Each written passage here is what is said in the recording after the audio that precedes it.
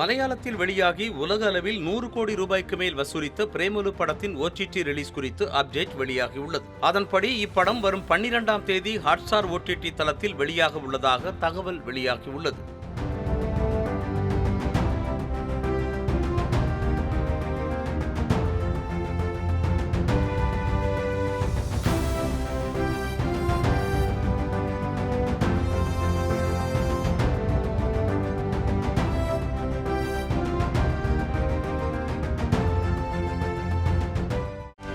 செய்திகளை உடனுக்குடனும் துல்லியமாகவும் தெரிந்து கொள்ள சப்ஸ்கிரைப் பண்ணுங்க.